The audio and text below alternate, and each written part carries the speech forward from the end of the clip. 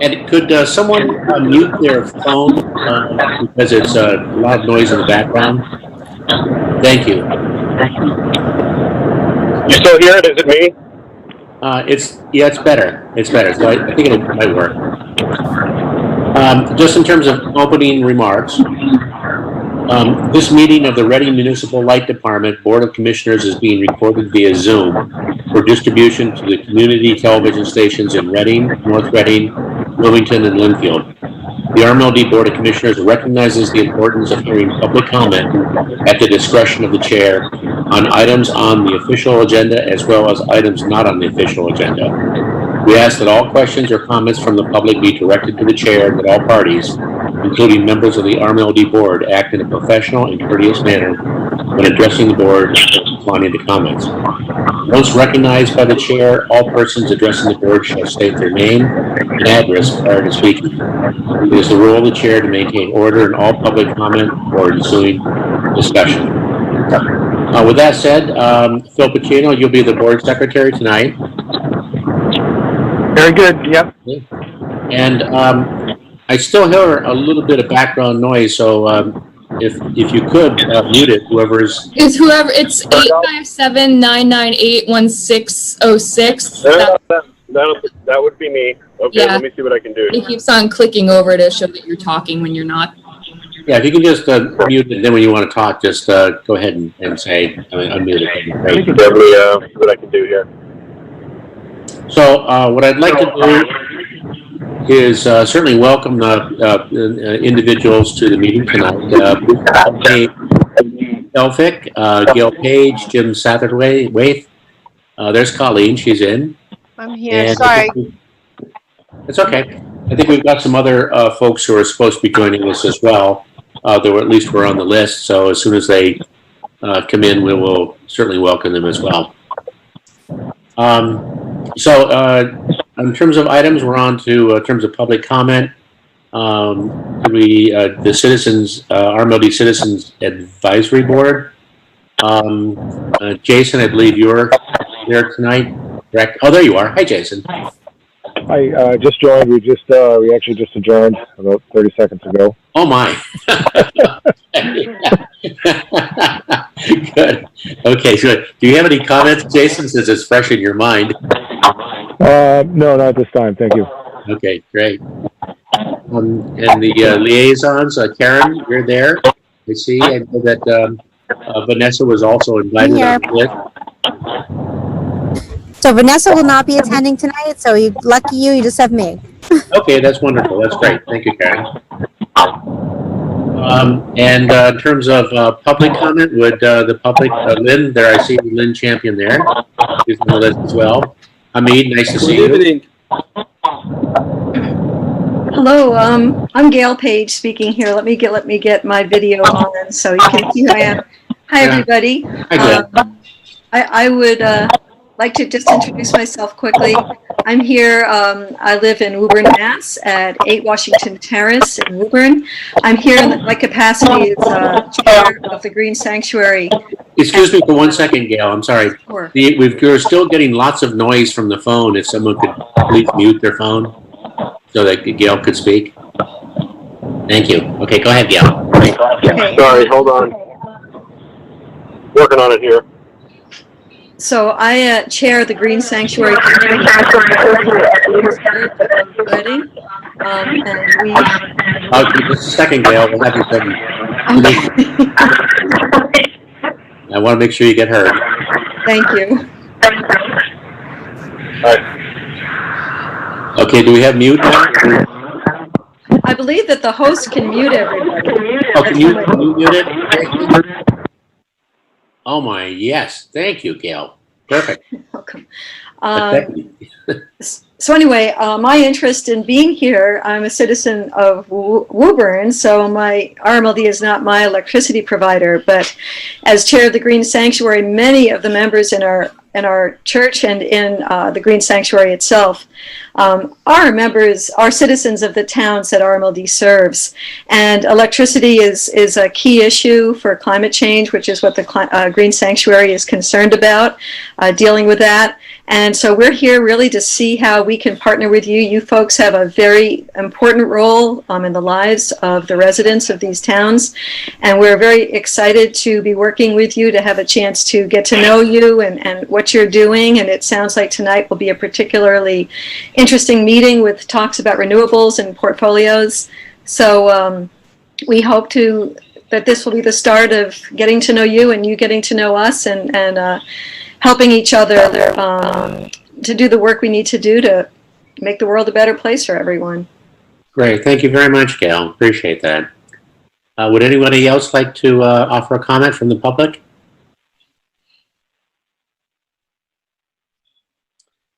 If not, perhaps we can move on to item number 5 from the report on the Citizens Advisory Board meeting. I'm not sure who is a representative tonight. Do we know, Tracy, who is the representative? It was supposed to be Bob. Did you attend? Yes, I did attend the meeting. I just came from the meeting. That's why I was a minute late. Okay. Any comment on any items you care to report on, Bob? No, it was a very well-run meeting. They discussed, Colleen and Chuck discussed all the topics that were on the agenda. I thought it went extremely well, and it ran at a great pace and good participation. Great. Thank you very much.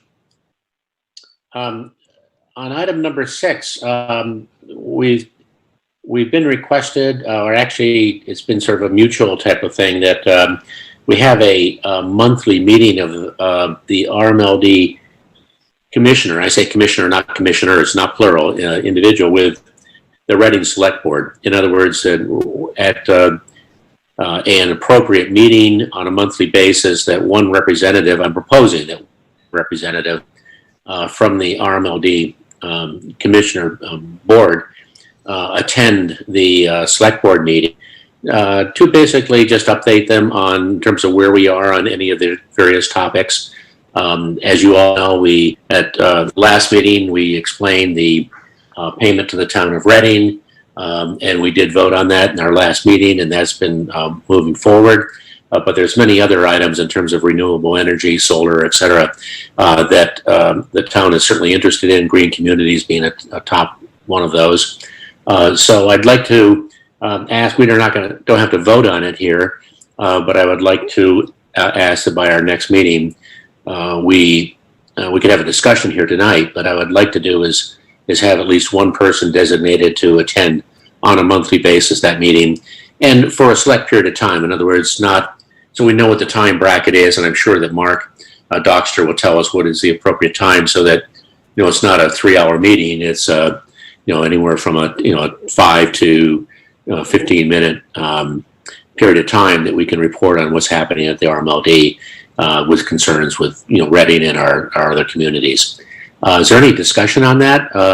Yeah. So, John, is this during a regular meeting, or is this a separate meeting, or what? When exactly? During the regular meeting, Phil. During the regular meeting. During the regular meeting. Okay. Yeah. So it'd just be an agenda item, assuming that we had something to say. I mean, there's no sense in showing up if we don't have anything of import. But the idea is to try to establish a good relationship and a continuing relationship with the select board. And as they send a liaison, such as Karen, for example, to us, and we've agreed that, at least with Mark and myself, we think it would be a good idea to have a liaison from the RMLD attend their meeting as well, to see what their concerns on and literally hear it firsthand. I mean, in the past, as we all know, there's been miscommunication going on, and there's no reason for that to happen. So I'd like to ask that we consider that anyway as a possible scenario. Okay. Mr. Chair, may I make a comment? Please go right ahead. Thank you. I did not know that Mark specifically asked you to do that, but that is a great idea. I think that we are trying to, let's call it under the umbrella of green communities. We're trying to move forward with electrification, accommodating and planning for more electric vehicles. You guys are working on some initiatives like more community solar that we need to know about. I think, when we start looking at what you're doing and what we're doing, we should have, exactly what John said, we should have a closer relationship, and we would love to have you guys come in and update us and help us stay on top of when we should be working with you on certain projects. Thank you. Thank you, Karen. Bob, did you have a comment as well? Yes, I like your idea. Being on the docket and having an agenda item, that's very, very good, because you just don't want to have it open-ended. You want to go in, Right. and then move on. It helps their meeting stay on pace as well. So, yeah. Okay, good. Any other comments from anyone? If not, we'll try to put this in place for the next meeting. Perhaps I'll attend the July meeting, and then we'll do a rotational, just as we do with many of our other both committees and chairmanship and whatnot, and through the Board of Commissioners. We're on to item number 7, which is discussion on renewable energy, and I think Mr. Talbot had some comments to make on that. If you would, Dave.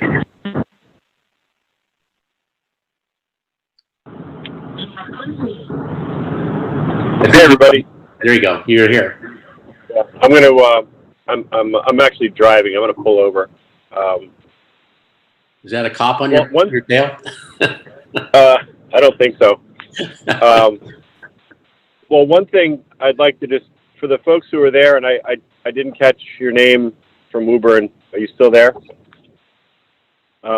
Gail Page. Yes, she's here. Yeah, I'm here. Okay. So as we enter these hot summer months and a very hot day today, we get, Colleen and her team have been very good about getting peak warnings out to a level that we've never really had before. I did a little research this week into the carbon consequences of the peak power plants that are switched on only when these peak days occur. And there's one in Ludlow that we're part of, and so are a lot of other utilities. It burns number 2 heating oil, which has a carbon emissions that's about 50% more per kilowatt or megawatt hour than natural gas. Plus the fact that it cycles on and off means, I don't have the exact numbers, but I wouldn't be surprised if when the power is coming from this type of plant at peak consumption times, it's double the carbon dioxide emissions even of natural gas power plants. So as a first order of business for everybody in our community, you, the groups you're working with, is to drive home the importance of acting on those peak warnings that are coming out from the department through many means, Twitter, emails, other means, and act on those and spread the word around. Because the consequences of that, if your goal is to reduce the carbon dioxide emissions, that is the immediate thing all of us can do. Now, it also dovetails with the financial health of the utility and of the towns, we serve and whose budgets we help support. So I just want to get that across, that it would be great to quantify that more precisely than I just have, but it is a huge source of carbon emissions. And if we could, every bit you turn things down, it's coming off the top of that type of plant during the peak days. So that's number 1. Is that Dave who is speaking? Yep, I'm sorry. Yeah, Dave Talbot. Okay. Hi, Dave. It's nice to meet you this way. Thank you very much for that. And that's the kind of thing we'd love to partner with you on, to lift up information like that can help residents of not only the RMLD towns, but we can at least do those towns and even maybe get a wider group beyond those towns to know about that. So thank you. Well, you're welcome. And thank the department, because they've done a better job than, it's really a more robust communication system than we've ever had before. And it's a huge impact and it's immediate. People focus on, solar panels and this and that. And we want that, but it's costly. It takes a long time. And the benefits are actually, with the benefits of just turning stuff down on the peak days, I'd love to see more details, but they're just massive. Now, getting back to the topic of, the renewable energy, what I would just like to see us get clarity. Chuck and Colleen have done a great job and have put out some very detailed presentations on this. It's a complicated topic. I would like to better understand, what the definitions are, and I know there's more than one of green, renewable, sustainable, non-carbon. Have us all understand what those are, set a goal for what percentage we want, and to understand the consequences in terms of costs of a couple of maybe 2 or 3 different options, so that we're not just saying, oh, we want this much renewable power. We want to know what the costs are, and we want the public to, I'm speaking for myself, would like to be able to tell, for us to know what the definitions are, for us to be able to review and see some options and to understand the associated costs, including potential rate impacts of various options, and then have the public, let us know. And, I would like to see us do what the public would like us to do, but it starts with clarity on the definitions and seeing 2 or 3 or 4 different options going forward. I think most of our power supply, we've not purchased it. Once you go, Chuck knows, of course, this backwards and forwards, but once you go 2, 3, 4 years out, most of our power supply is not yet purchased. So we have an opportunity to shape that potentially. It's not, but anyway, that's all. So I'd like to see us have that type of process, and that's basically what I wanted to say. Thank you, Dave. Perhaps we could put that as an agenda item on our next meeting. And Chuck, I know you're going to talk a little bit about that tonight, as you usually do, but I think getting the definitions straight and consistent between the state, between us, et cetera, would be a very valid thing to do, and we can make, as Dave said, informed decisions then about where we'd like to go and what the costs might be. So perhaps we could put that on the July agenda to try and get it, and we could talk about it offline in terms of more definition of what it is we'd like to see or do. Does that make sense? If you're asking me, I think so, yeah. Yes. Okay, great. Yeah, I would say so. That's fine. Okay, thank you, Phil. Yep.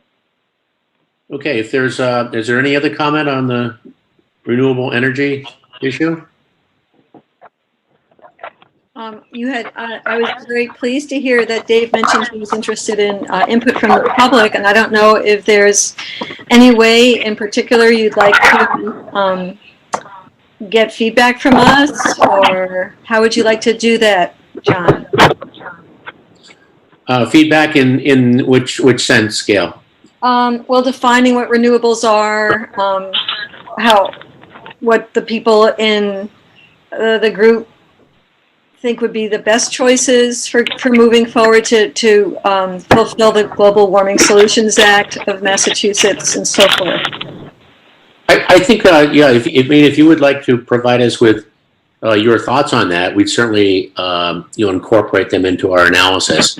We've got a number of things we have to deal with and balance from both an economic perspective as well as renewable energy and trying to do the right thing for the planet. I mean, all of us want to be green. There's absolutely no question about that. But the question is, what can we do in the near term versus the far term, and can we work our way to it? And that's kind of the way we've been working here at the RMLD, is how do we change our sources as we move forward, because you just can't do it overnight.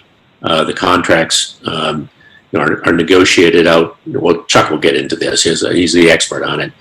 So you just can't turn on a dime literally on it, but you can lay out a roadmap. And again, that it comes down to a combination of different variables we have to do trade-offs on. And cost is one of those. I mean, it is an issue in terms of we try to keep and provide the lowest cost to our 4 towns, because we see that as an economic advantage for businesses as well as a benefit for all of our customers, our residential customers. And we're considerably lower than the IOUs. And that didn't just happen overnight. That happened because that's part of our charter. We're really focused on that. And in this time of 15% unemployment, or whatever you want to call it, 13%, 15% unemployment, and with a number of people on fixed incomes, we're extremely sensitive to those people as our customers. So it's a balancing act. And, but anyway, sorry to be long-winded. Any further comments on the renewable energy? Again, we'll put this on the docket. Colleen, you had a comment, please? Can I make a suggestion for Please do. consideration? So we have a liaison from the RMLD that goes to the Climate Action Committee meetings. And what Chuck and I, Trace, can you mute him? Okay. What Chuck and I found was that we asked the Climate Action Committee chair to come and talk to Chuck and I. And it was really a good learning session. It really was. They learned a lot. And it was an exchange. And I think I mentioned that at that particular meeting, they talked about, what about a rebate on panels, like upgrading panels? And we took that into Chuck's group and we did the analysis. And next thing you know, we got rebates on panel upgrades. And it's awesome. It helps with the electrification. It allows people to maybe be able to put in a heat pump and make those type of environmental conversions. The point was, it was a great meeting. So maybe you might want to consider a representative from your group coming to the same meeting. It's just kind of a discussion thing. As you know, we have policies, we have to get board votes and stuff like that. So it's just a discussion. Gail, if you think that's the type of format that you might enjoy in education, and Chuck and I said that we would meet with them once a quarter, that maybe you could come to that. That sounds delightful. That sounds like a great way to partner all around with a number of people who are concerned. I want to keep the communication, everyone on the same page, because I know there's a lot of active groups that want to do environmental goods. But when it has to do with us, we want to make sure that you're not getting different messages about the RMLD, what we're doing, not doing. We have a business model, we have statutes, we got lots of things that we can't do and lots of things we can do. So it's a good thing to be on the same page. So if you want to send me your email, we can have Chuck reach out to you. And like I said, it's about once a month and it's just an informal discussion, if that's okay. That's great. Thank you. I will do that. If there are no more comments, I'd like to move on to item number A, approval of the board minutes. Phil, would you please read the motion? Move that the board approve the meeting minutes of December 2nd, 2019, January 7th, 2020, and February 27th, 2020, on the recommendation of General Manager. Do I have a second? I need a second. Second, I was on mute. Thanks, Bob. Appreciate it. Any discussion? If not, let's take a vote, please. Mr. Pacino, aye. Aye. John Sempak, aye. Okay, good. Talbot, aye. Put me back on mute so I don't keep bothering everybody. Okay, thank you. Mr. Colten, aye. Thank you, Bob. Okay, good. Please have a show that is 4-0. Yes, it is, Tracy. A lot of work, Tracy. With Dave Hennessy not being here. We're on to item number 9, the general manager's report. Colleen, great. if you'd be so kind. All right, a couple of main campus updates real quick. We finally finished the roof. We had some construction delays because of COVID. We were meeting the Board of Health, and then construction, as long as we had a stand down, we were able to, with our construction workers, we were able to continue. So we just recently finished the roof, so no more 5 buckets of water pouring into my office. So that's completed. The customer parking lot, I mean, we did do a press release. John came in, we took some pictures. The parking lot flow, I mean, we got a lot out of this. We got more spaces, we got more, we have 3 stanchions. We have 1 stanchion for a dual EV port, and then we got 2 future ports that we electrically tied into it. We got rid of all of the broken asphalt. No more me having to park on ice so that I slip and no one else slips. Just an amazing beautification project. Benches, I think if you haven't seen it, you should stop by and take a look at it. It's really wonderful. This also allows us to the next piece will be to lock the back gate, so to be in compliance with the NERC, We're really supposed to have our delivery section and our electric warehouse sectioned off. So there will be no parking back there. So when we have vendors, when we have back to our meetings here, everyone can park out front. Out back will be fob gated. You won't be able to get in. So it all works out perfect. Come on by and look at it. I think it came out great. The last piece is we had an OSHA audit because the municipal light plants became OSHA compliant in February 2019, and we had a wooden deck out back that was considered condemned. So to save money, we just turned it into a patio. And we're not going to spend the money on the flower boxes. We actually found a bunch of old, very, very old granite blocks that were holding up the stacks for Station 1. So we saved them, and we're going to use those instead of planters. And it's really, really good. All we have left is to pour the stairs, and that will be completed. So that's the update on the campus. The COVID response, very simple. We still are not open. The Board of Health still hasn't opened, but we are working diligently inside to have our employees come back. We have plexiglass molded shields that have been put around any of the cubicle offices to keep the 6-foot distances. In engineering, where they're actually in cubicles, when they stand up, they're within 6 feet of each other. So we're building these small. It's like wooden straps with plexiglass across it that can be easily cleaned. And so we're getting the building ready. We have little red stickers, and we'll have a signboard for the lobby that says, if you come in, you have to wear a mask covering your face and nose. We only allow 5 people in there. They'll stand on the red dots. We don't usually have more than a few people anyways. Most people pay online. So we're getting ready, and we'll probably roll some employees back next week, and then a couple more the following week, and we anticipate that by then maybe the public lobby will be open. We're going to delay on public meetings in the AV room, cafeteria, and stuff like that for the foreseeable future until we hear otherwise. So that's the COVID update, and everyone's healthy.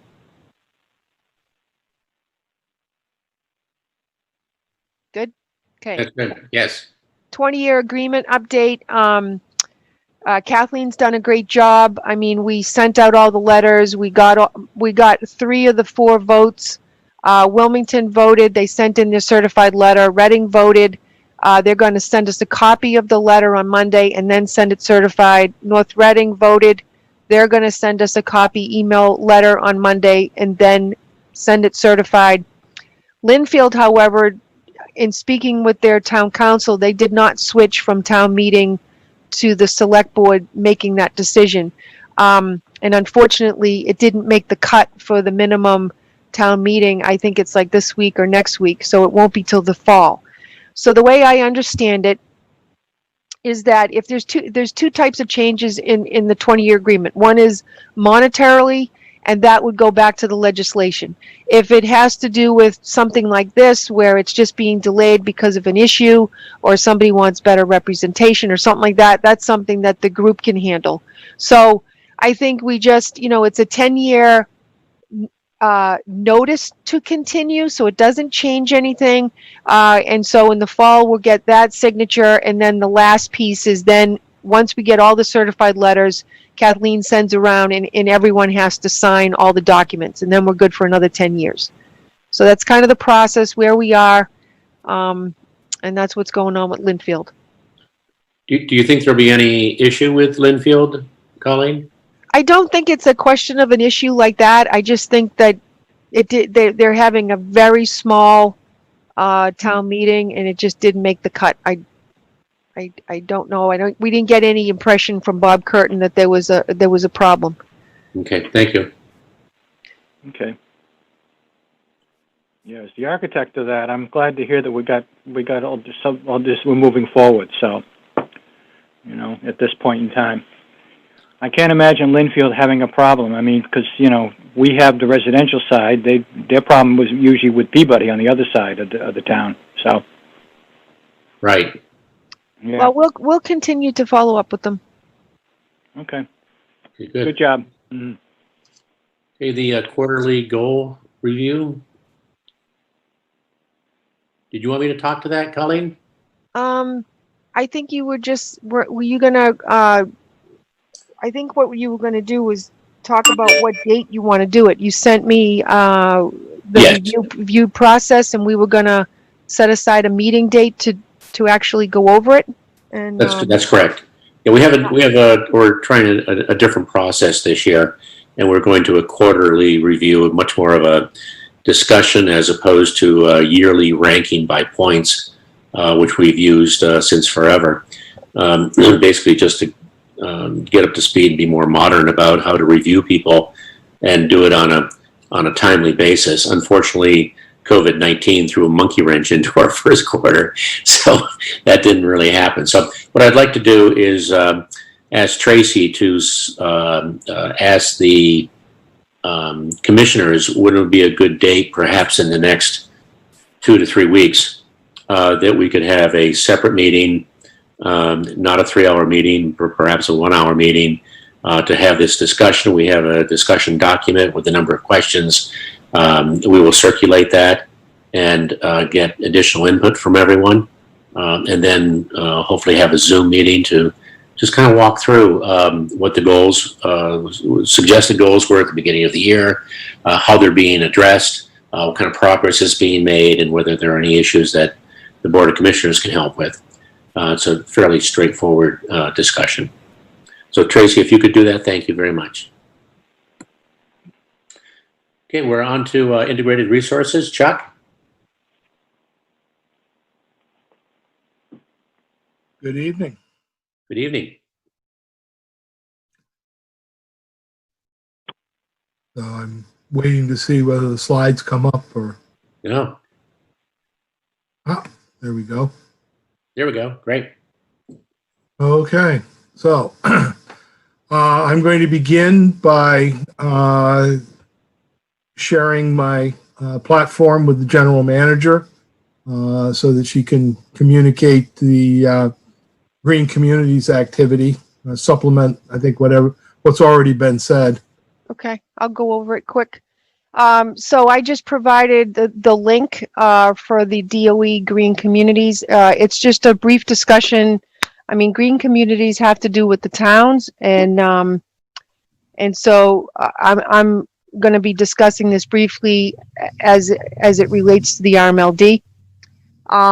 So if you're not familiar with Green Communities, that particular link is a pretty good one because it shows the map of United States, the map of Massachusetts, all the communities that are in it. And then it also scrolls down and you can see the types of grants that the towns have received. The towns that are interested can make application. It appears that one such qualification for the application is for the town served by the MLP to have one IOU metered customer, residential or commercial, within the town making the application. However, and to be verified by the DOER, possibly during this June 23rd Town of Reading call, is that all 4 towns within the MLP must join, and all 4 towns must have an IOU meter, or all 4 towns must pay into the trust. So I'm not going to get into details about what the payments into the trust have been in the past. That's up for the town to work with the state. But this is some information that was given to me by our legislative liaison just a couple of days ago. So I wasn't aware of that. The MLPs can request, the towns can request us to help facilitate the location of such a meter. The town of Reading has asked us to look into it. Now, typically, you know, an MLP should know if they have an IOU meter. And the reason why I say that is because under deregulation in 1998, they separated. And you couldn't, as part of the DPU home rule, actually have an IOU meter in your municipal territory because it could jeopardize your home rule. So most of the people that find them is usually by happen chance because they would have had to have been documented and discussed. So sometimes you'll find them because a house gets built in the middle of the woods and let's say, for example, it's at the end of Reading, and you got wetlands, and then you got NSTAR or Eversource, and Eversource can't get to that house. So they call us on the phone and they say, hey, we just physically can't run the lines over wetlands. Could you feed them? That's something that would be documented, and we would have that sent into the DPU for notification. Similarly, you would want the IOU to call us and say, hey, we can't feed them, or something like that. There's too much load at the end of the feeder. So we don't have anything. We have people that have been working here about 30 years. They don't know of any. We asked Eversource and National Grid to run a billing inquiry for us. Eversource came back and said they didn't have anything, and they abut Reading and Wilmington, and National Grid abuts Linfield, North Reading, and Wilmington. We haven't heard back from the grid yet. As I said, the town of Reading's having a call with the DOER on June 23rd, and myself and the chair is on that call, as well as I think Vivek. It'll be really interesting. We're really excited about learning, more about this. If you want to go to the next one, Chuck. Tracy, sorry. This is just, this chart you see, I didn't pick any particular part of the chart. It's actually just the first section from that link that I gave you. This just kind of gives you an example of what were the grants that were given out. So like for the town of Acton, what they received for grants and what they did with the grants. The green communities, what's great about it is it really looks at the entire building envelope, but there is some commonality. There is some HVAC and lighting and fuel conversions that the RMLD does look at. If you want to go to the next slide, Tracy. But for example, within our business model, we do not handle like fossil fuel conversions. You can look through that list of grants, and you may have an oil burner in a school converted to natural gas. And that's a grant that you may be awarded, but that's not a rebate or something that we can look at and roll out a rebate. So there is some differences, and I, obviously the town is super smart and they can look at all of that, but we would just want to make sure that if everybody's joining or whatever, that they continue to ask the RMLD and say, hey, like Wilmington did, listen, we'd like to do that. We would like you to run the analysis. Maybe you could offer a rebate for this. There's probably ways, if it's coordinated, that you can probably get the best of both worlds, personally. But we did ask for a grant, and we were awarded $250,000 a few years ago for LED lights, which you'll see a lot of those grants were for. $125,000 was for municipal use, and we did all 4 town LED streetlight conversion, and $125,000 was for non-municipal, which helped all of our residential and commercial customers that did LED conversions. So again, we work to review the technology adoptions to improve energy conservation and a cleaner environment. We're always looking at what the IOU is putting out. Like I said earlier, we're talking to the Climate Action Committee. We have some brilliant engineers that work here, so we're all reading magazines. So we're always trying to stay, ahead of it, because we know that this new technology that can be greener can be costly, and that's why we want to target our rebates to help our customers to be able to afford to implement those type of cleaner changes. So you got great ideas, let us know. This is how we're seeing the green communities, and we're very interested in hearing what the DOER has to say, so that perhaps more support can be given to each of our 4 service towns. That's all I got on those slides. Great, thank you, Colleen. Sure. Back to you, Chuck. Okay, so good evening. We have a lot of community representatives this evening. So just very quickly, I am the Director of Integrated Resources for RMLD, which means that I manage both the wholesale and the retail activities and bring them into maximum economic and results-oriented benefits. So optimizing our portfolios for carbon emissions, price, reliability, et cetera, et cetera. Also, design and deliver the retail efficiency program so that customers have the opportunity to improve and enhance their lives, as well as contributing to the environmental improvements. So my first slide is just a brief update on some of the new programs that we launched this year. As Colleen mentioned, when we talked with the Climate Action Committee, they mentioned adding electric panel upgrades to our heat pump program. And so we did that. We also launched a cordless yard equipment program. And both of those program activities have gotten off to a far better start than we had expected. I'm going to have to go to Wendy and ask her if in her magnanimous generosity she can see fit to increase my budget for those programs so that we can continue to offer the rebates for those. To date, and the program has been in effect about 2.5 months. We've offered 85 rebates on cordless electric yard equipment.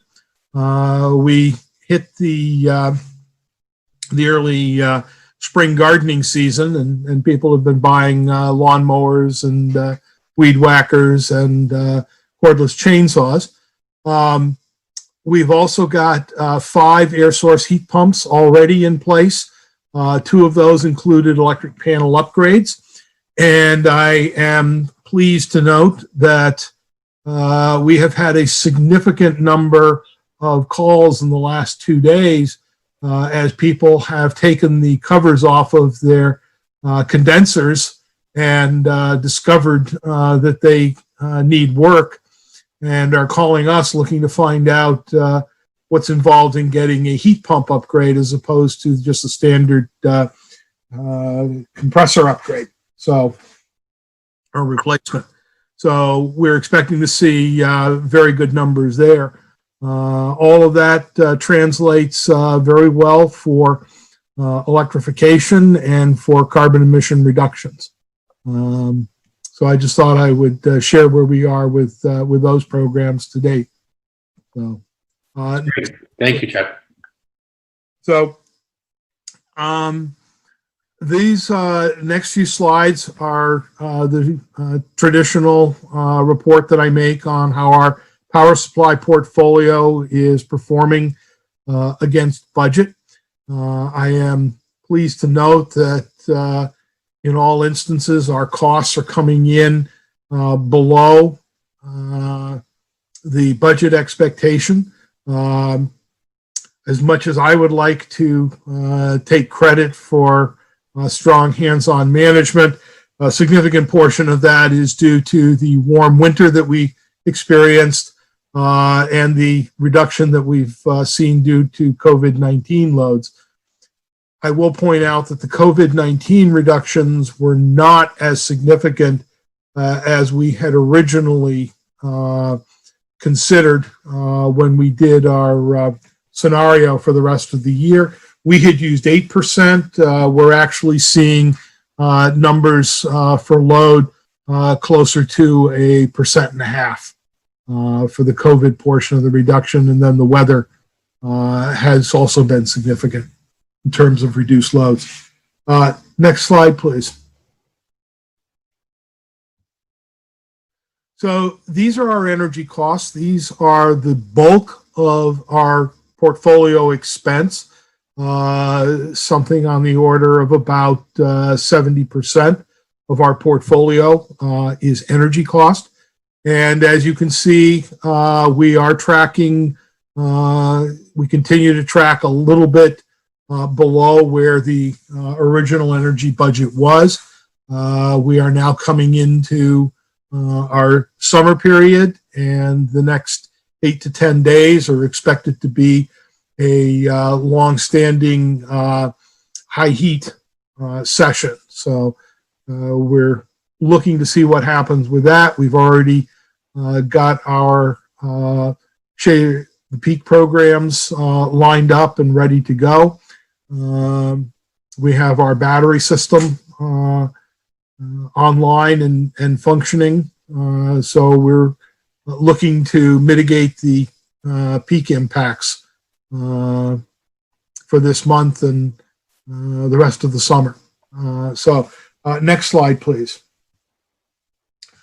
These are our capacity costs. There is an issue with what you see in terms of February being budgeted significantly higher and coming in lower. I have some initial research that tells me that we make a lump sum payment to Braintree for the Watson unit in February.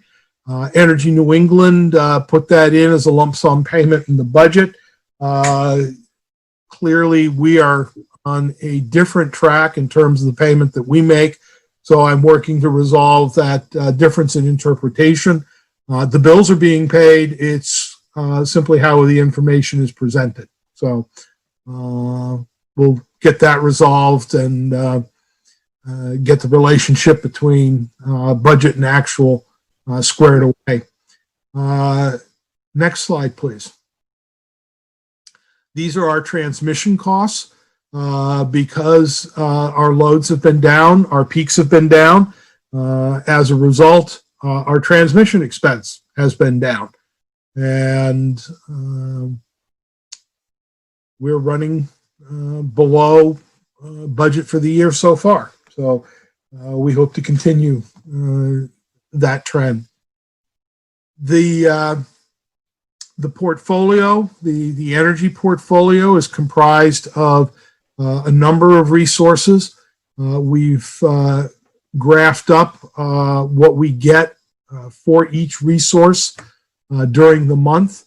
Because the loads have been down, particularly in January and March, we see that the market we've been selling into rather than buying from on a net basis through the early portion of the year.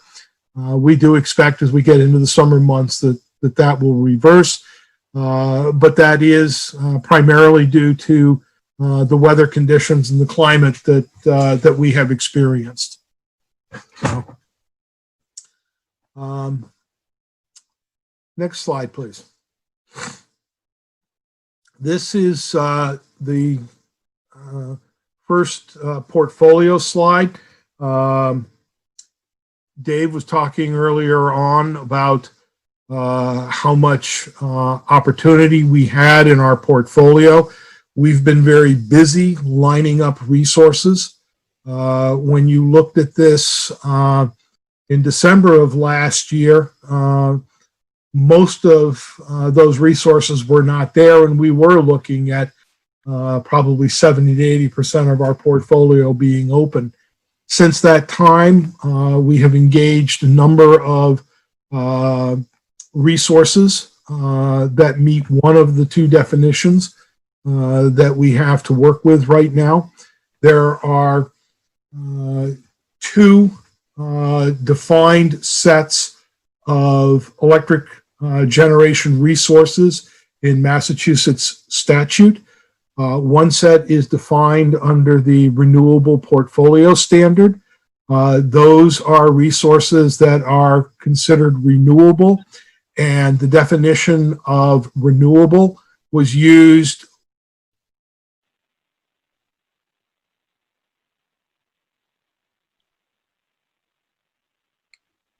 Chuck, did something go wrong technically? When there was a renewable portfolio standard that applied to the investor. Chuck, your voice, your audio is cutting out, Chuck. Could you repeat the last statement, please? Oh, okay. Well, I just got notification that my internet connection is unstable. There are two definitions for electric generation in the statutes. The first is the original definition, which was for renewable portfolio standards, and it defined what resources qualified as renewable.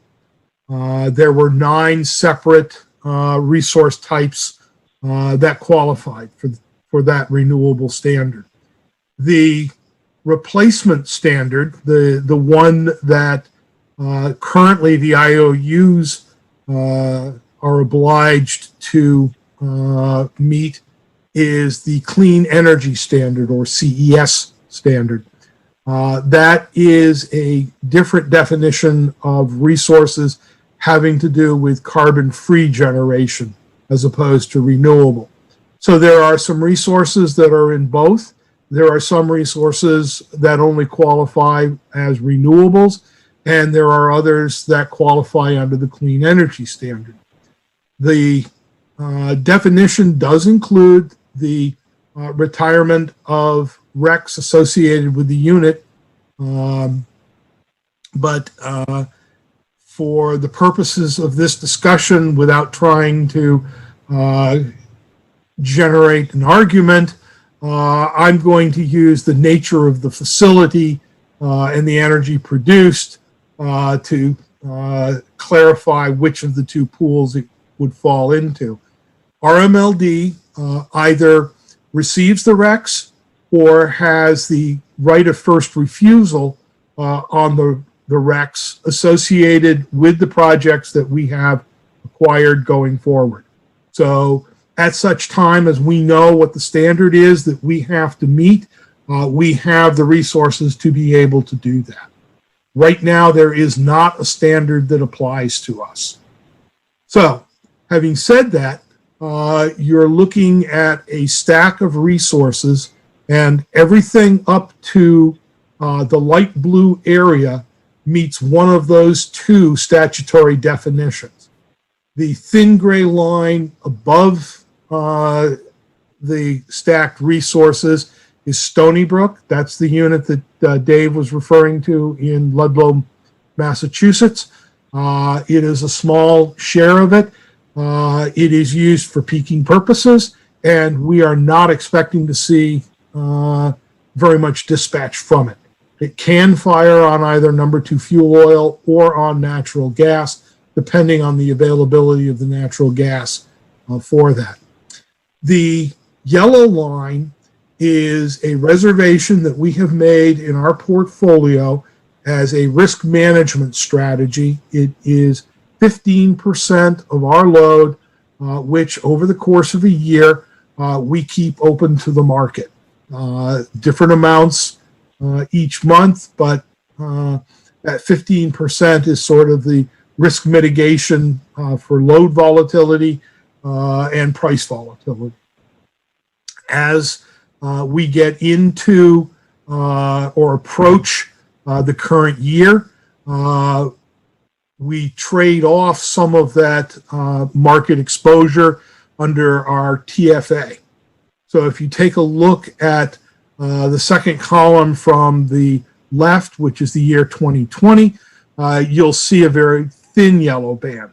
That's because we took the TFA purchases and used those and the pricing to stabilize our risk and reduced some of our market exposure. So we have essentially a good portfolio going forward. Now, the last 2 pieces on the line are on the graph are the line portions, and those I think are the ones that most everybody has expressed curiosity about this evening so far. The lower line, the blue line, is what our delivered price of energy from our portfolio looks like if we retire the REC, if we sell the RECs that we get. If we retire the RECs and we call the option in on those RECs that we have right of first refusal, then the price becomes the red line.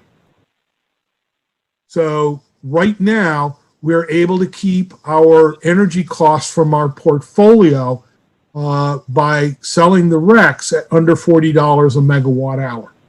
This translates out to the retail price fairly directly. If we retire the RECs, then the price goes to just under $50 a megawatt hour, or 5 cents a kilowatt hour. That 1 penny is a 1 penny increase in our retail rates. So if our retail rates average about 14 cents across the board, and we add a penny to that, we're looking at about a 7.5% rate increase to absorb the RECs into our portfolio and retire them. Now, that is the high and low end. The actual point is going to be a function of what RECs we retire and how much of those RECs we need to retire to meet the standard that will apply to us when the Golden Bill or some offshoot of it is passed by the legislature. So if we can go to the next slide, please, Tracy. What we have here, the dotted line that you see, the dotted red line, is the original RPS, Renewable Portfolio Standard. It is to be met with renewable resources. The gray line above it is the CES, the Clean Energy Standard, which is currently the standard that is applied to investor-owned utilities in Massachusetts. A change in the units that qualify and an increase in the component that the CES is of a utility's portfolio. The gold line represents the Golden Bill. That is the standard that the municipal utilities have requested be the one that applies to them. And it starts out a little bit lower because the municipals, many of them have not made the commitments to the Clean Energy Standard resources. So we have an accelerated slope in the early years, and when we catch up to the Clean Energy Standard, we are going to continue the same pace as the investor-owned utilities in developing. So I've carried this chart out an extra 10 years to show how RMLD's portfolio plays out over time. What you're looking at in the colored areas are either resources that RMLD has under contract or is in final negotiations for. These are not resources that are on the drawing board or sort of pie in the sky. These are actual physical resources that we are looking at or have it under contract and agreement. These all qualify for the Clean Energy Standard. So we can selectively retire RECs associated with these in order to maintain our portfolio. The advantage to what we have done is that by selling the RECs, by keeping the price down, we have been able to be more aggressive about securing contract resources going forward. So we have a lot more flexibility in terms of being able to meet the Golden Bill requirements when those requirements come into effect. And I understand the definitional issues that we're dealing with because we're selling rather than retiring the RECs, but our portfolio looks pretty good from the standpoint of being able to exceed the golden standard. Should we choose to do that based on an assessment of the cost, benefits, and risks that change in portfolio takes. So that's sort of where we stand on our power supply portfolio at this time. Great, thank you, Chuck.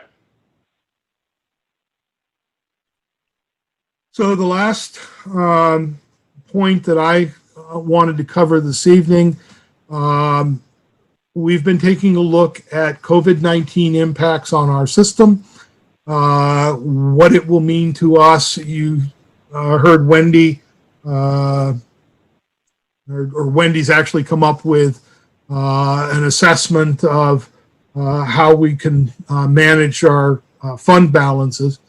But I took a look at where we are now through April with projections for the rest of the year and came up with just shy of $26 million in base revenues. The base revenues for 2019 came in at 26.75 million. So the difference is just shy of $800,000 with a net impact of a 3% erosion of our revenues. Also, the budget for 2020 was just north of $29 million for base retail revenues. That resulted in just over $3 million of difference, or about a 10% impact reduction in planned revenues. But that is also offset by a reduction in kilowatt hours purchased and a number of other items in the budget. So just wanted to put this out here and show where we are, what we're looking at going forward. So as I read this, the weather had a much larger impact than COVID, at least so far. So far, the weather has had a larger impact. Going forward, we had originally assumed an 8% reduction in sales. It's actually looking like our residential sales are up a little bit, our commercial sales are down, and overall, it looks like we'll experience, due to COVID, less than 1% erosion in revenues. Great. That's actually good news. Thank you, Chuck. I would like to move on to item number, if there are no questions for Chuck, are there any questions for him? What? One question. Just, I had one, but go ahead. Was that Bob? Yeah, Bob. thanks, Dave. Hey, Chuck, just real quickly, what would be a ballpark for what you would say we rely on with natural gas versus other sources?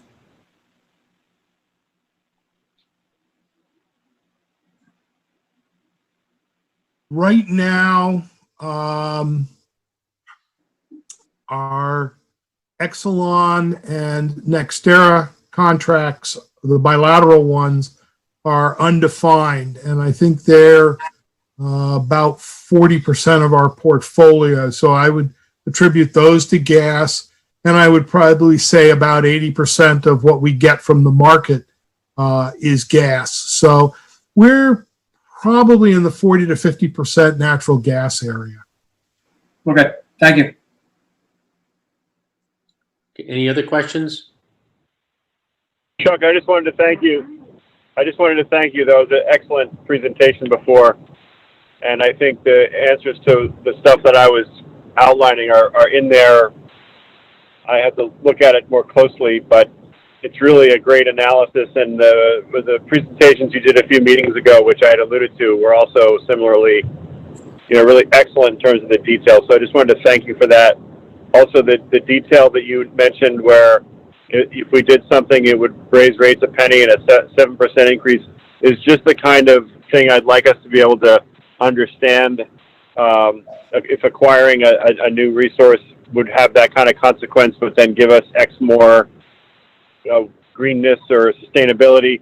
Those are just the kind of things I'd love to see the options and that we know. I think a 7% increase would be hard to swallow for a lot of people, but I think we just should know what those kinds of numbers are, and what that would get us. So that's all. Okay. I don't need any answers. Don't need any answers now. I just want to thank you. Well, I appreciate that. I do want to be very clear on one thing. That 7% increase doesn't do anything in terms of changing additional resources. It simply, as you've pointed out, converts our existing resources to certifiable green. Right. I guess so. Yeah, I think I understand that. I have nothing further. I said thank you, Chuck. Okay, and there was a question that just popped up on the screen. The 7.5% would be across the board on all RMLD revenues. Yeah, I think what we need to do is to dig into that a little bit further. I agree with Dave. There's excellent presentation. I think we need to really understand what that impact would be across the board, as you were saying, Chuck, just in light of sort of what's happening. There are different ways to address this. I mean, one is, if everybody gets the increase, we agreed that there would be an increase in the first place, to accomplish our goals. The other may be that there are people in the community who feel very strongly that they would like to see us move to this goal, and they pick up the cost for other people who can't or won't pick up the cost. So there may be some different options we can consider to do something like that. It's kind of a radical idea, but it's something I would like to throw on the table as just brainstorming as we go downstream here and look into this a little bit further. It's not a radical idea at all. We've been working on a green pricing tariff for a little over a year now. Good. I hate to be a radical. In the 60s, I was. Okay, if there are no more questions for Chuck, I'd like to move on to the financial update. Wendy? Hi, good evening. Yeah, so this year threw us a little bit of a curveball, and we're still in the middle of the financial audit. So unfortunately, I haven't been able to present financials. We're just at the end of it. Usually it takes, a couple weeks, and we're in our 5th week, and it's been quite a process with our team and the Melanson Heath team. But we should have good draft financials to present in July, and maybe they can even make the July meeting to present the financials. So what I want to do is just give you some highlights of what happened in calendar year 19. At the end of calendar year 19, we finished at a 9.33% rate of return, which is 1.33% over our 8% allowed. And there are multiple factors to that. We were under budget, and one of the main factors is based on everything that Chuck's been saying all along, is the mild weather impact. So when we prepare our budgets, we take a past average of storms for the emergency cost that it's going to take to sustain us, and RMLD storm overtime, mutual aid, tree trimming, emergency supplies, crane rentals, and any additional equipment rentals fell well under budget. So we didn't have that additional cost. We also have mentioned multiple times there are multiple vacancies within the department. Energy conservation resources and the timing of those projects fell under budget. And on the flip side, we really worked hard to finalize and closed advanced aid and construction jobs and bring in some money from pole hits with subrogation. And interest income, we can never budget properly, and that kind of went off the charts from what we budgeted. So overall, that's where we ended up under budget. So what we decided to do is take a look at a strategic plan of what do we want to do with that money. Even though we didn't have to move it out of the operating fund, we decided that it's best, especially with this COVID situation, to help our customers. You know, there are a lot of customers in hardship right now. You know, businesses closing, so that $1,077,000 went into the rate stabilization fund. And as you may remember, the rate stabilization fund is there to help stabilize rate fluctuation. Next slide. So the strategic planning involves some balancing of quite a few pieces. The base revenue impact, the rate of return, which we had decided we want to stay between 4 and 6%. We were up near 8, coming down to 6, but didn't want to go below 4. Our funding ability for the below the line town of Reading payment.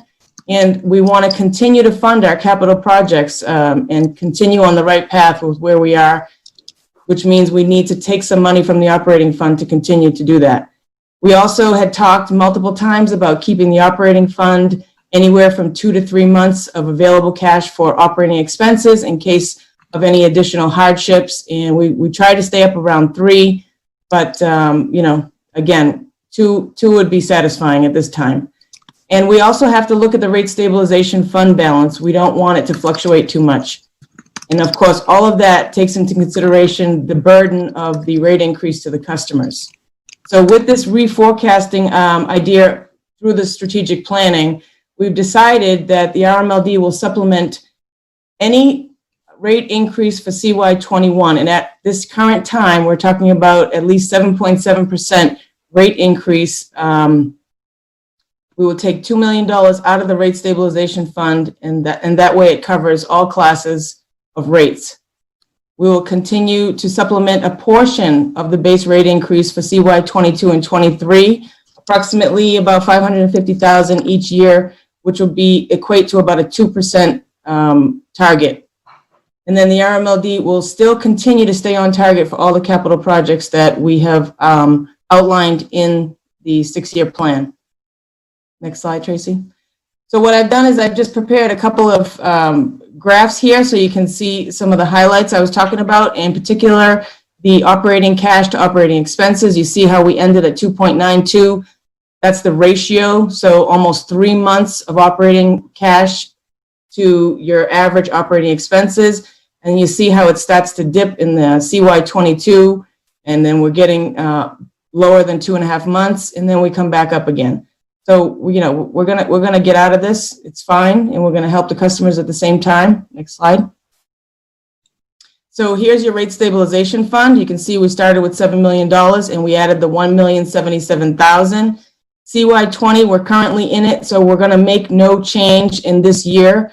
We are going to make the change in CY21, and that's where your $2 million is gonna supplement the idea behind the reforecasted rate increase. Now, of course, nothing's set in stone. This is just a strategic plan that we're trying to outline right now.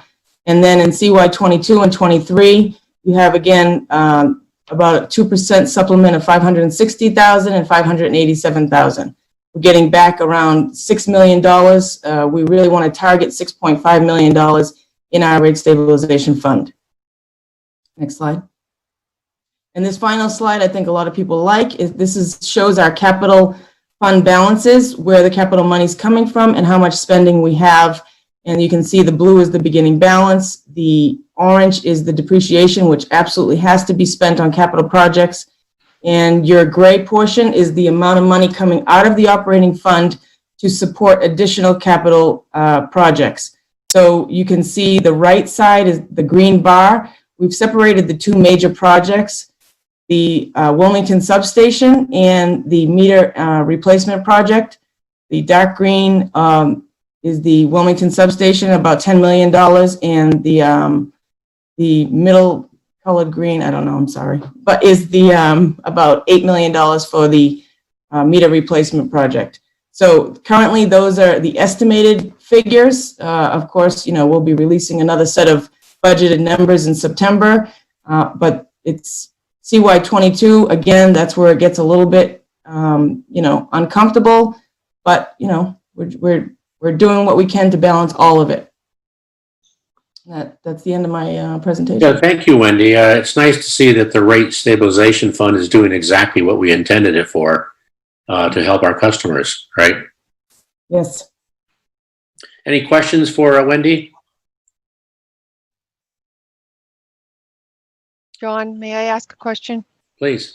And maybe Tracy can help me here, but we got, so Jim asked a question on Zoom message. I'm not sure we can answer questions through a messaging. So he's asking, is it 7.5% increase on the total residential bill? Sorry to go back to Chuck's, but maybe we need to say at the beginning of the meeting that people just need to ask the questions. I don't think we can answer them this way. Correct, Tracy? I mean, the chat, I have to look into the open meeting laws and see what the protocol is supposed to be. Yeah. I'm sorry. I've been busy with the presentations. I've been looking at the chat. Yeah, that's okay. I think if it's just a comment, it's fine, but I think you're right. I think it has to be voiced so that it's recorded. so if Jim is there, does Jim want to ask the question, I guess? Yes, my apologies for asking the question in the not approved manner. It's what I'm used to doing at work meetings of this sort. So the question was, when I get my electric bill, there are several different line items on it that add up the total bill. And one of them, for instance, I think is the fuel costs or the energy costs. So what I was trying to ask was when Chuck said that there would be a 7.5% increase, I was wondering if that was a 7.5% increase of the total bill or of one of those line items, which might mean that for the average residential customer, it might be 1 or 2% rather than 7.5%. So thank you. Chuck, you want to take it? Yes, I can take it. The answer is it is a penny increase across the bill. The average rate across our system is about 14 cents. So it's going to be a 7.5% increase on the total bill, not on one of the partial line items. Okay, thank you very much. If there are no more questions, could we move on to the engineering and operations report? Hamid? Yes, good evening. For those of you who don't know me, I'm Hamid Jafari, Director of Engineering Operations, and I'm going to give you the report for engineering and operations. So the first slide is showing you the step-down upgrades. We got a huge conversion project going on North Main Street and Lowell Street in Linfield. This is huge project, big project. Involves 55 poles, and these are all Verizon set areas. So far 27 poles have been replaced, and Verizon is being very cooperative, which I want to thank them for keeping up even during the COVID-19 construction restrictions. And they're doing a good job. So they're setting those up, and we are, as soon as all of those poles are set, we're ready to roll. There's lots of old construction wires, open wires that they're coming down, and we got about 31 transformers that they're gonna be upgraded. These are old transformers. And on the right, what you see, the areas that include, this is almost approximately 15-20% of the load in Linfield area. So, and we've been wanting to upgrade this for so long. And so we're going to be getting ready. We try to keep the construction limited to the areas that, and the type of constructions that is going to have minimum impact on the customers, and it won't require an outage. So that's why we pick these projects that, get them ready. So as soon as, we're ready to move on, we just go ahead and, continue with the constructions. The next slide, please. So this is one of the pad mount switch gears that, we have another maintenance program that basically we got 29 units system wide. So far, we have replaced 9 of them. We got 20 more to go. This year, we had a budget of $527,678, and we ordered the 5 units that they're going to be arriving sometime in July, August. And the areas that they're going to be targeted for replacement or upgrades listed in the below, Johnson Road, Haven Street, and all of those street river parks. So these are mainly the switches that they actually provide power to our commercial industrial customers. And right now the existing switches, they're oil filled, and if God forbid, if there is there's a problem with those, then that's going to be, and also the transformers, all the transformers that they feed. So that's going to be huge cost to RMLD. So we have a good program for upgrading these, and we're moving on. So we are right on target. Obviously, the COVID-19 a little bit put us a little bit behind, but we are catching up now that the construction started moving. The next slide, please. Okay, these are the maintenance programs that basically we have instituted, and they're all going good. So we are making progress. The infrared scan at the substations and at the commercial industrial customers, the equipment, the switches and pad mount transformers. We go around and check them to make sure that there are no hotspots. So the commercial and industrial customers, they stay on power, and they're not going to experience an outage. So we also have the manhole inspection program that it's going on, and during this time, this is the best time to do that we are going around and inspecting manholes and the areas that we need to make repairs to the older sections, like in Reading Center, and also there's some in Linfield that we're going around to identify those and making repairs as necessary. These are the ones that they don't require really taking outage, but we trying to utilize our time and keep up with the maintenance to the best we can with the restrictions we have. Next slide, please. This is showing the age transformer replacement program. This year, so far we have replaced 27. Because of the COVID-19 restrictions, we tried, only to replace the transformers that they don't require an outage, doing the bypass, like a bypass surgery, trying to keep the patient live while we making the repairs and moving the old transformer, removing the old transformer. So overall, system-wide, we got about 38% of the transformers that are over 25 years old, 25 years or older. What it means basically that this is the target year or age for the transformers that we start planning to replace them. It doesn't mean the transformer is going to fail right now or when they reach 25. What it means, you have to schedule them in order to keep up with the maintenance and start replacing them. So we have them all identified. We know exactly where they're located, and with the prioritization of the age, we go and replace them. The target is with those old, huge pad mount transformers that they got lots of oil in them, and we're trying to, replace them before anything happens to them, which could be very costly. Next slide, please. So this shows basically one of those activities of replacing the old pad mount transformer. This is 30 Upton Drive. You see that on the left, that's the old transformer that it's very old, and the bottom of that was rusty. So, and on the right, you see that, they changed that transformer, and, it was a smooth operation. And also the new transformers are more efficient than older transformer. So what it means, it's going to cut down the losses of system losses, which means, it's savings basically for the ratepayers.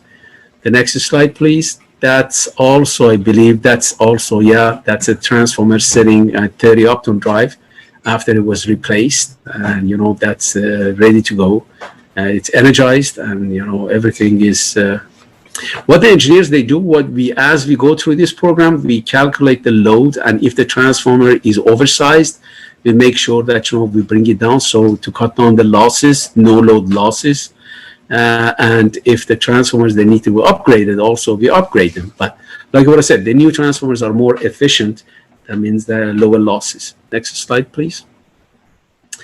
This one shows the primary metering inspection and testing. Currently, we have a program that we have approximately 85 installation. You see on the right, basically in the bottom, that's the type of in primary metering installation overhead construction, and the one above that, it's the pad mount installation. So we got both types, and these are the equipment, and the equipments are old, some of them, so we need to test them to make sure, number one, the equipment and meter accuracy, number two, the billing and discount accuracy as we go through this process. Also, we assessing the conditions and see that, the ones that they need to be upgraded for the reliability purpose, we just upgrade them. So we started the program with the pilot sites. 10 installation we have completely tested. They're okay. Everything we went through, billing, the condition of the equipment, as well as the meter accuracy, they're fine. However, we have a contractor, and that, it's as soon as the COVID-19 restrictions are removed by governor and the state, that they're ready to come in and go through that and test them all. The name of the contractor is Annexter. That we have a contract in place with them, and soon we're hoping that by mid-August it's going to be done. And as we go through these, like what I said, we're going to upgrade whatever that is necessary, and CTs, PTs, and everything, which is very important to the reliability of those commercial customers. Next slide, please. Okay, this is a capital improvement spendings year to date through the April we have spent more since then, but basically it shows that the total spending is approximately $2 million, 47,000. We have in the budget $11.5 million, so we got another $9.5 million to go. And part of that $9.5 million, it's got like about $2 million that is for the meter replacement, and about $600,000 that is for the land for the substation that Colin and I were working on, trying to secure the land for building the new substation. The next slide, please. Okay, this shows the double poles. I'm not going to go over everything, so you're pretty much familiar with that. That's a ball in cord. That's an engine program that is shared among all the utilities, and basically shows ball in cord. And as you see in the Linfield area and also in the Wilmington area, we have those poles that we need to transfer. And again, the reason those numbers are high, and I do appreciate our valued customers' tolerance and patience, because we try to set the poles and do the projects that is having minimum impact on their on the outages, and they don't require outages during this COVID-19 crisis. So we're gonna, as soon as we have these restrictions removed. So actually, we are right now working on those still, and we're trying to do the transfers as long as it's not gonna create a problem as far as giving outages to the customers that we don't have to. But some of those are required outages, so we are gonna get to those as the conditions improve. So those are basically the double poles situations. The next slide. These are showing the health of the system, basically the SAIDI, KD, and SAFE. As you see that all the numbers, we track those through the APPA's e-reliability tracker, and we're well below the regional and national averages. So we are doing very well.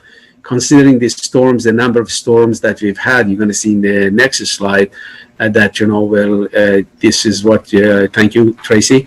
You see that, we've had more storms this year than any other years, the average of the past 5 years. And we've had lots of trees that they came down and damaged the lines here, there. But still, in spite of the fact that we've had these issues and problems, so still the reliability is doing really great. And if you see the equipment, the equipment we've had coming, we have like about 7 compared to 5 years average of 16 during that month of April. So the equipment failures are going down, and that's what we'd like to see. That shows that those maintenance programs are really working. So we have under the category of others. I know this is sometimes the people that have questions. These are the one that crowded connections, and also the fires that we have for unknown reasons. So we don't know what caused the fire. Sometimes the building says the services, and during the contact with the trees or something that anything that caused the fire. And the announced are burnt fuses or blown cutouts or inside problem, the customer inside problems. So these are the categories that we sent to APPA, and they are actually collecting that data and the outage time, and they compared that within our rate class, within our meter class size. And then annually they're going to tell us that how well we did, and so far we've been doing really great. We continue working on that and getting it better and better, and that also gives us another indication that what we need to do in order to which area we need to beef up in order to make sure that we keep the reliability indices to the level that we like to. This slide shows basically the facilities. These are the pictures that Colleen was referring to, the parking lot. So this was a great project, and it's done, and it looks really great. So that's one of the facilities projects that was completely done, and was very satisfactory. The next one, please. This shows the picture on the left shows those silicon treatment of the roof, that the project is completed now. Now that means I'm glad that we're not going to have any more roof leaks. So that's going to take care of that. And the one on the right, it shows that the patio that we built, we condemned that the old deck because of hazards, and it was one of the OSHA issues that we needed to take care of immediately, and we demolished it. And now this is actually today what they were doing. They installed the railings and they put the stairs on. So this is almost 95% completed. So we're hoping that by end of the year that's all going to be done. That concludes my report. If you have any questions, I'll be more than happy to answer them. Thank you, Hamid. I do have one question. That's the replacement of the 27 poles by Verizon. Were Right. the poles rotten, or did they get some input from us, or are they planning on doing other things with the poles, such as 5G? Yeah, well, these are the ones that some of those were picked up as part of the pole inspection program. And some of those no, because we are upgrading the entire area. So we need to go to upgrade the poles, and we go to the taller poles. So we have more, we meet the NESC separation and the requirements. And yes, there is going to be room for the 5G on those, and as we go and upgrade those. Yes. Okay, thank you. Any other questions for Hamid? If not, I think we can move on to item 13. We've already actually asked Tracy to solicit a date, so we're going to move past that. I think we're into basically just the next RMLD board meeting. I see it's suggested Thursday, July 16th. Does anyone have any issue with that? No. Okay.